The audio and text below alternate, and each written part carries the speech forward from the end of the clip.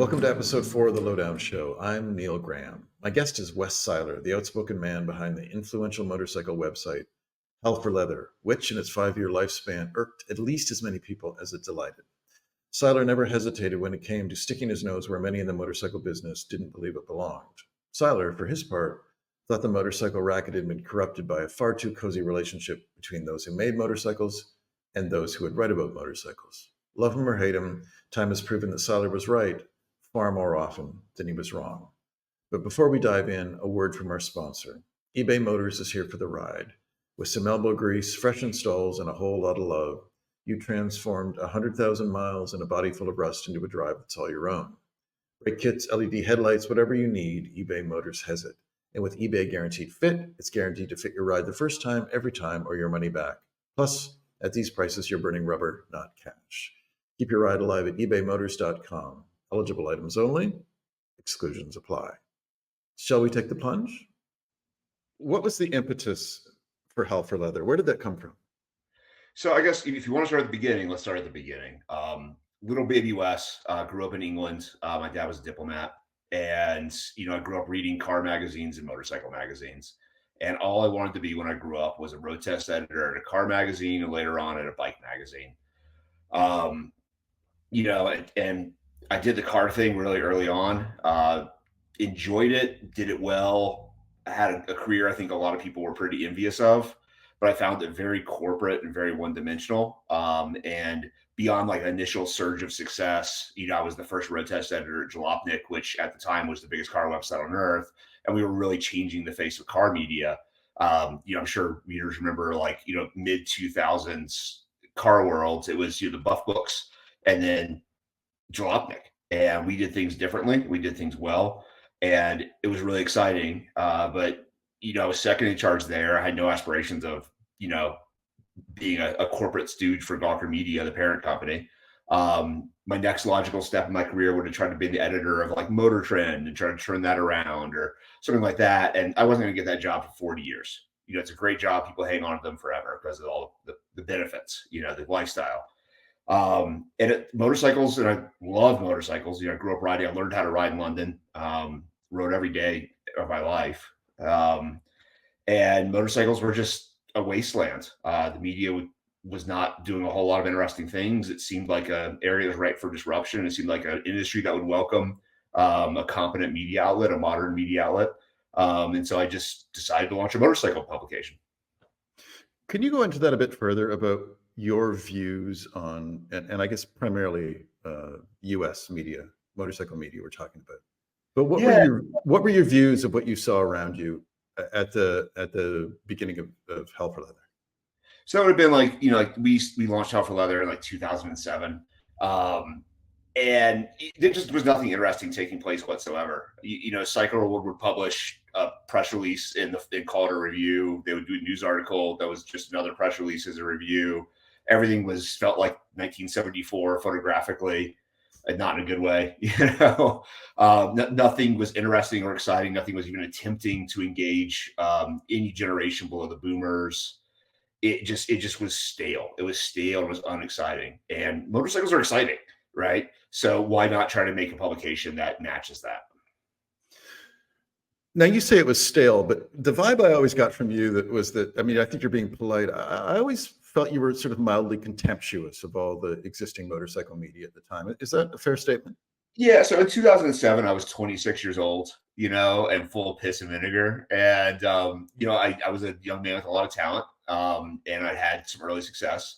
And, I certainly felt good about my ability to do what I had chosen as a career. I saw, Jalopnik's numbers. I'd seen what I did at the fashion magazine I started my career at, saw all that stuff, and I was proud of it. And, I felt that if a 26-year-old could do better, I should go ahead and do that and do it better. I mean, you had the content, and I know there was such a stir with Hell for Leather, and I mean, it had its own personality, which is very hard to get in any sort of publication. It's hard to have a personality at all in a publication, and I think we definitely had a personality. Like I said, I was like 26 at the time, and just, just the biggest asshole in the world, but hopefully in a moderately charming sense. You had your moments. Thanks, Neil. That means a lot. So what happened to Hell for Leather? I mean, take me through the arc of it. You had the content, you had the readership.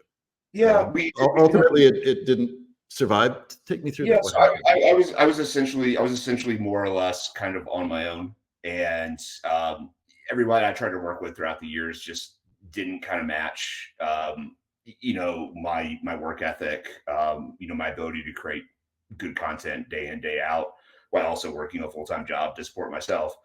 And it was we tried a subscription model that was looking very successful.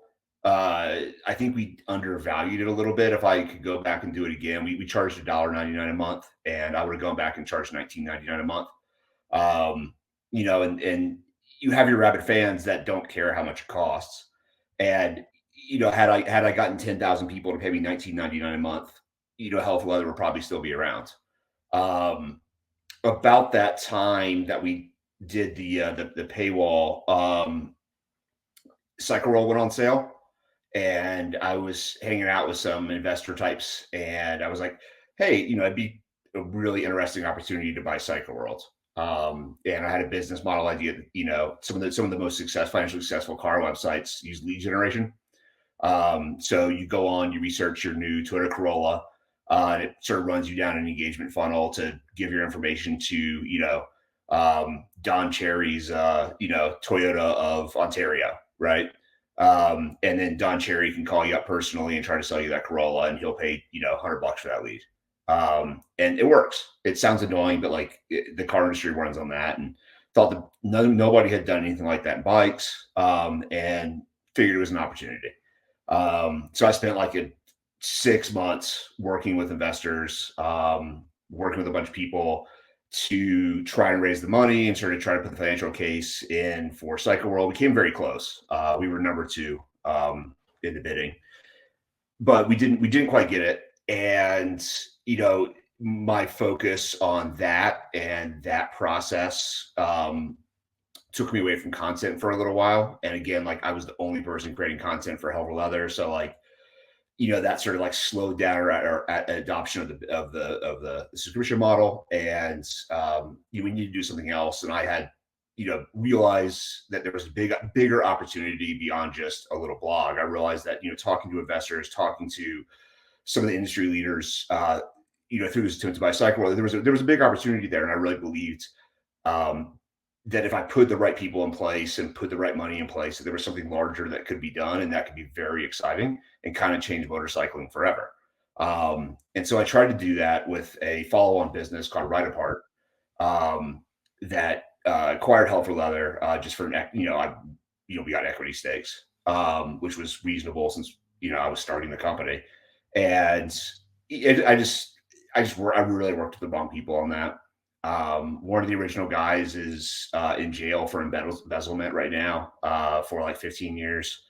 Emil Rinsing. That business was basically just death by 1,000 cuts. Everybody I worked with wasn't able to execute on what they were supposed to be experts at, and all the blame always fell on my shoulders, which was very hard. I was full-time on it. I was working out of my savings instead of getting paid, just trying to believe in a business model, just trying to, as a young guy, launch something that was bigger than I could do by myself. And it just sort of fell apart. And, I'm not mad that I tried. I learned a lot about the world, learned a lot about business, and I've been able to apply that to more stuff that I've been able to do from there. But, the business did fail. And now a word from our sponsor, after which I'll throw a log in the fire and share a heartwarming tale. eBay Motors is here for the ride. What should we talk about? Let's talk about engine configuration. Singles, twins, triples, fours, and sixes, all of which are currently available in the marketplace. But of course, there's more to an engine than just the number of pistons. Twins can be a V-twin, a parallel twin, and of course, fours can be straight fours, V4s, and sixes can be flat sixes, a Goldwing, or an inline six like the BMW. Now, I used to be a committed V-twin man of the sporting V-twin variety.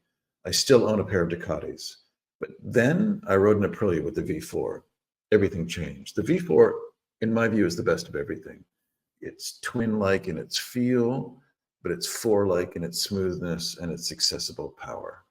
And the sound, the Aprilia V4 and the RS V4 and the Tuono, oh my, what a sound. It's like ripping silk and thunder together. Now, the straight four is kind of a bland engine, which is interesting because the V4 completely changes that. But irrespective of what kind of engine it is, every engine has a purpose. Singles are great for dirt bikes. Singles are perfect when you need power with lightness. I don't find singles particularly compelling, but many do. Now with twins, V-twins, of course, as I said, are a favorite.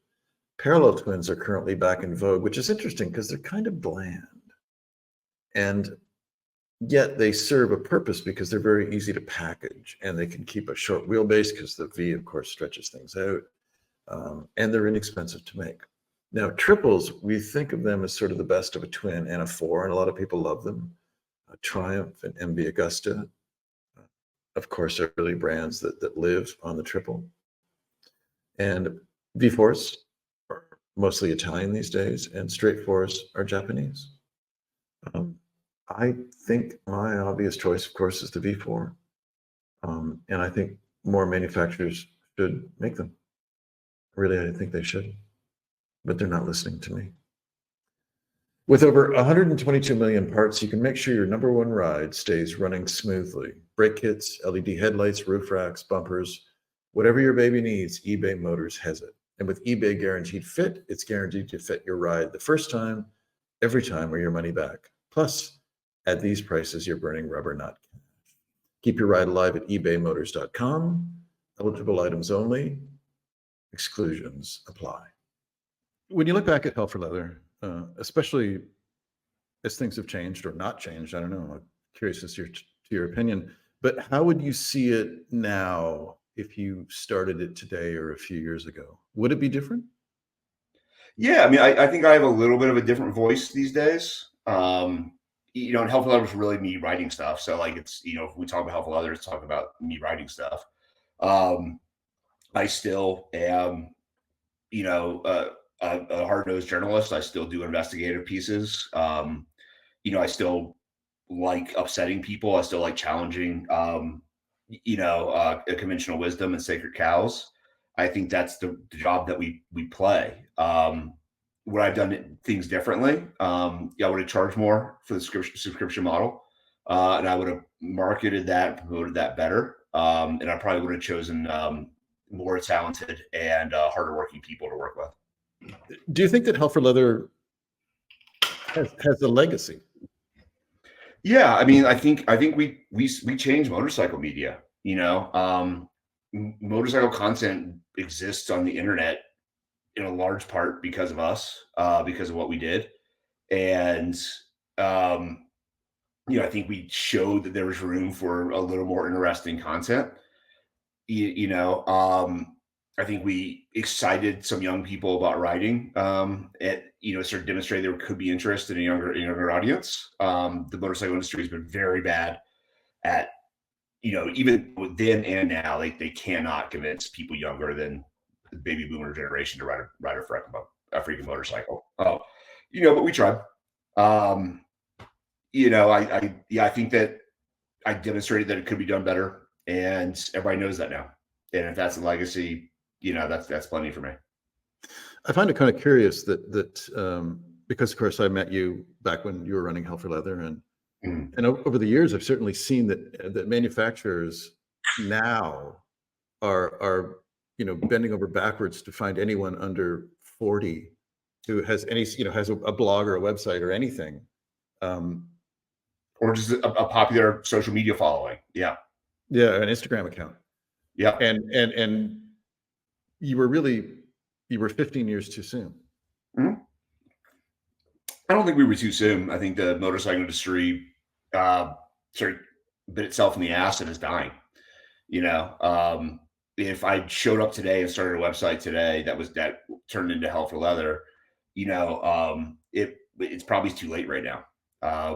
Whether that's larger factors in the wider world like risk aversion and just nobody being interested in racing or anything like that anymore.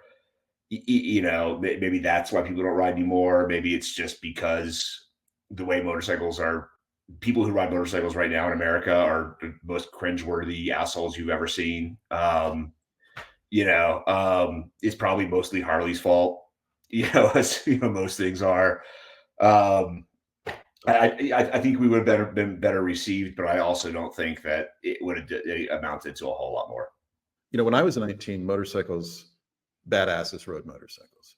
And to my Right. daughter, the motorcycle is a tool of middle-aged men. Yeah. And what teenager wants to be associated with 58-year-olds?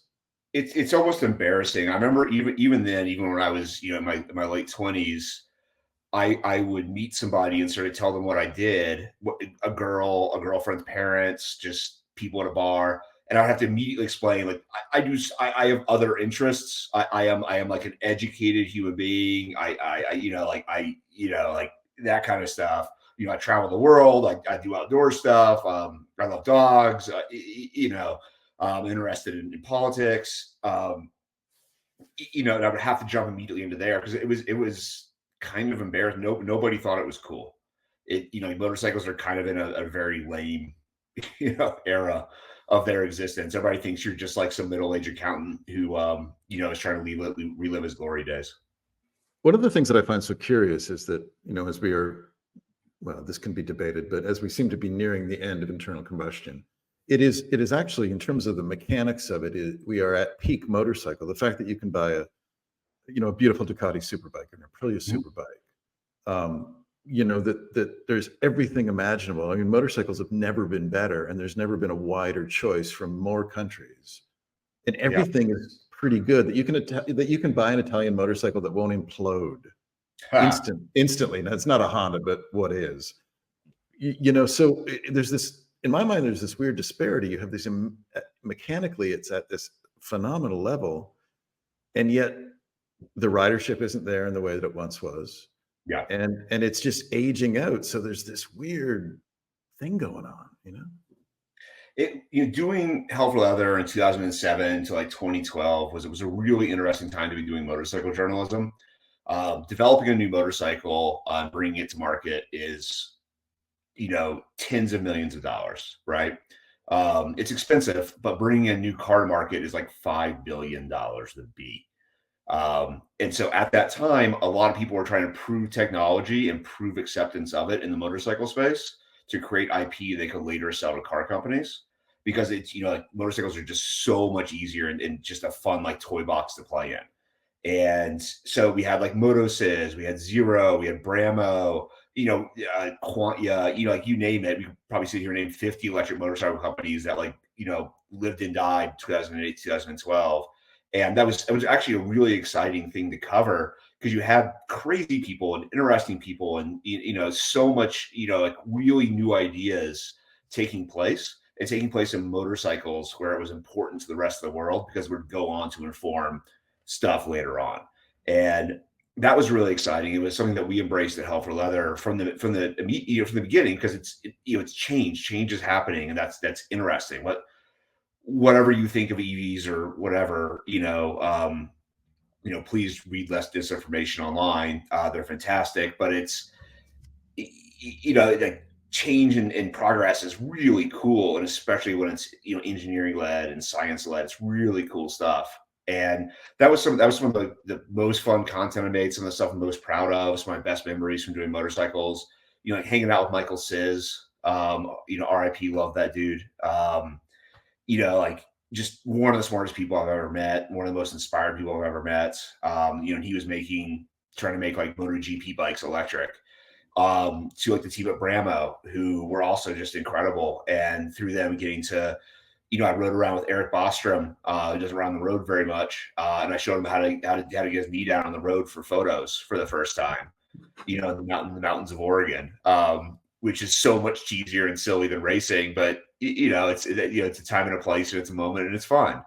And getting exclusive first rides of just you know unobtainium money prototypes and things like that nobody else could ever like what a cool time to be alive, what a cool time to be a journalist, that like some mad scientist would show at your door and be like, I want you to try my invention, and have that invention be like fucking rad.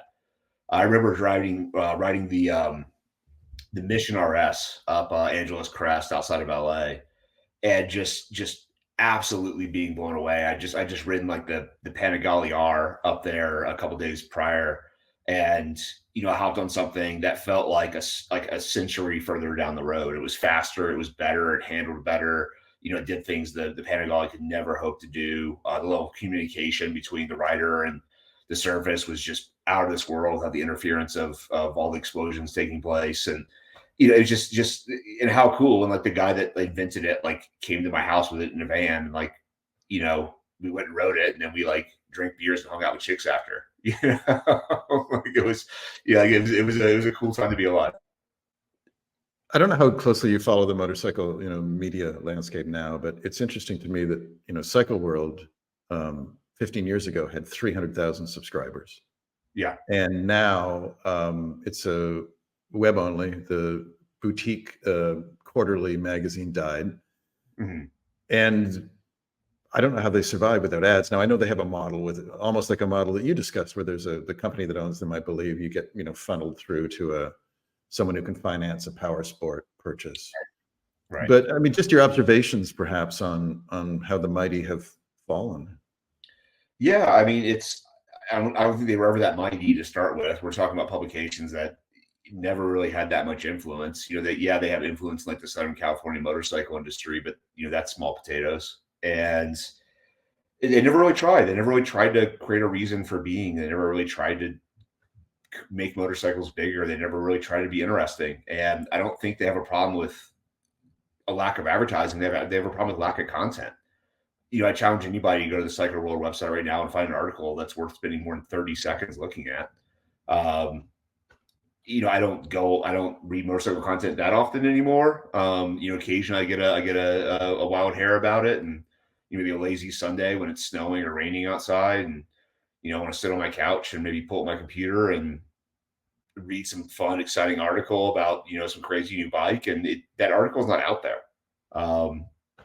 It's just some dude who has a job reviewing motorcycles because he had a failed race career. Not a dude who can write, not a dude who can provide insight, not a dude who has free to criticize. Not a dude who can structure an article or create something that's reader centric.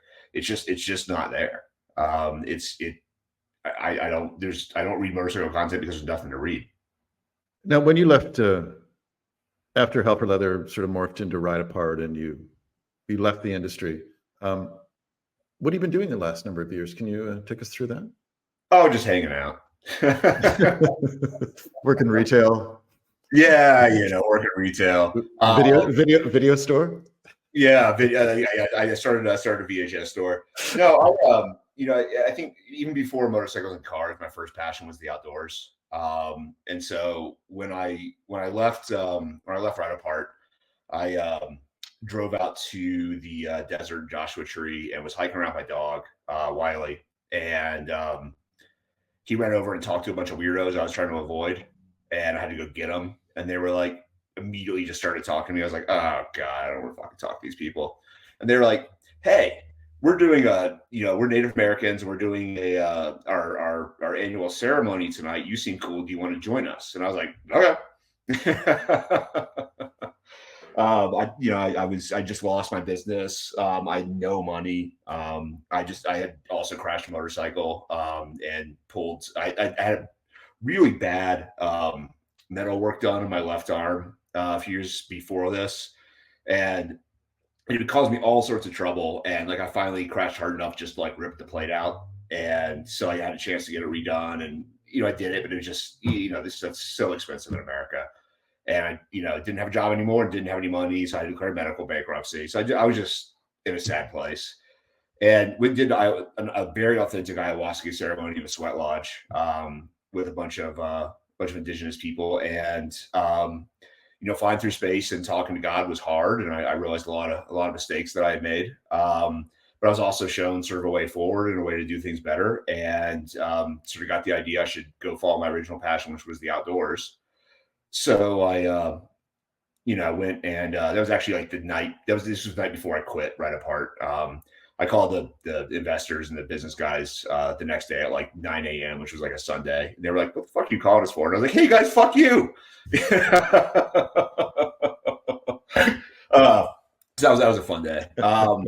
And then I just I created an outdoors website, started telling stories about camping trips and dogs and doing fun stuff. And Outside Magazine bought that from me 18 months after I launched it, and I've been with them ever since. And I'm the outdoor lifestyle columnist for Outside Magazine. That's sort of my public facing job. In addition to that, I do consulting and create ads and help out with marketing and PR and that kind of thing. So I've kind of been fantastically successful with the whole thing, which is kind of weird. I sort of grinded so hard on Helper Leather and sort of never earned a dollar. And I'm sitting here in my guest house because my wife kicked me out of the main house because she's seeing a client, and this is one of our houses, and that kind of thing. And it's like life's pretty fucking good. I have a beautiful wife who's smarter and more of a bigger badass than I am. I have 3 awesome dogs. We travel the world. I just got home for 3 months in Mexico, driving around camping. Like life's fantastic, and it's nice to be rewarded for stuff that I enjoy doing. We have a mutual friend, of course, Michael Ularic, the motorcycle designer and sort of industry pundit. Love Michael. I haven't seen him in 10 years. He was saying it's been a long time. Now, I spoke to him today before talking to you, because I know that Michael worked with you a little bit at Helper Leather. Yeah. If I'm not mistaken. And Michael said this about you. Not that you need any boost to your already raging ego, but he said that he thought it was the most significant digital publication ever in any language. And Michael speaks, which is one of the things I hate about him, is he speaks 8 languages or something. He's so much smarter than us. It's embarrassing. It's embarrassing. It's humiliating, actually. There's certain conversations I'll never have with him.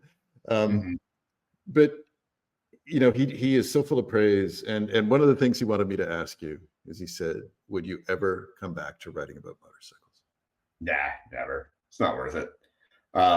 It was so toxic in my life. It was banging my head against a brick wall. I was being treated like an asshole by people who had half my talent. I barely ride now, and not because of I hurt myself a couple times, not because of any of that.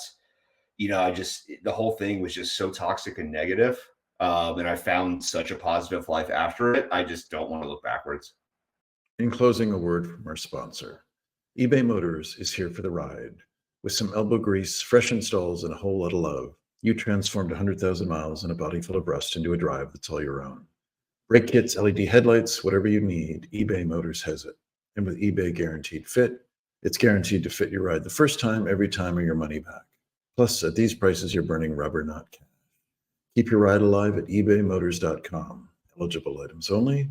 Exclusions apply. Thank you for listening to The Lowdown Show.